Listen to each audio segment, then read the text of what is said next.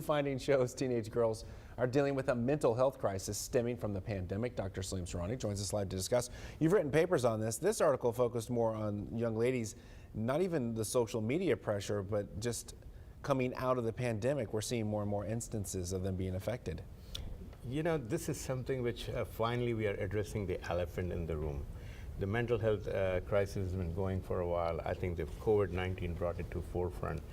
One of the key things which we found was very, very interesting and different. Before the COVID, if you look at it, the mental crisis was there. It was the incidence was pretty much same among the teenage boys and girls. But now, if you look at it, it's a big disparity. 60% of the teenage girls are suffering from some sort of sadness and hopelessness. That's a big number compared to 30% among the boys.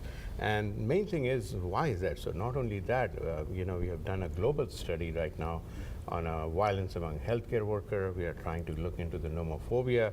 So the main thing is that why is that so? Is it just the social media? We can put a blame on that. I think, you know, the thing goes much beyond. 20% of the kids in the high school think of committing suicide. 9% of them attempt doing that. That's a big number. And I don't think so that the mental health crisis we can ignore. We see increased number of shooting.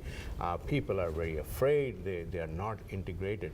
So the key factor would be is that what we can do to prevent. I think a couple of the things. It should start with the self, the family, the neighborhood, and the community. All have to play their place. Don't ignore it. Have that all-important conversation. Absolutely. If you're feeling something, don't be afraid to express that. You have to talk, because that's where the family comes. That's where the friend and community comes. Take a good rest, exercise, sleep, and make sure that you talk to somebody. That's something which we are losing out in the social media.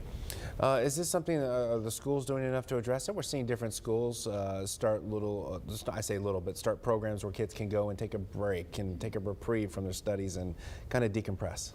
The pressure in the schools are increasing. The competitions are more severe than any point in the people's lifetime. Is the school trying to do?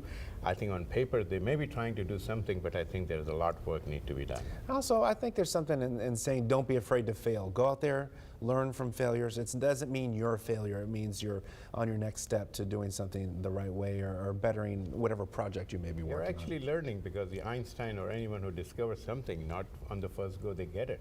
You have to be having perseverance and take the failure as a point of learning and build on it.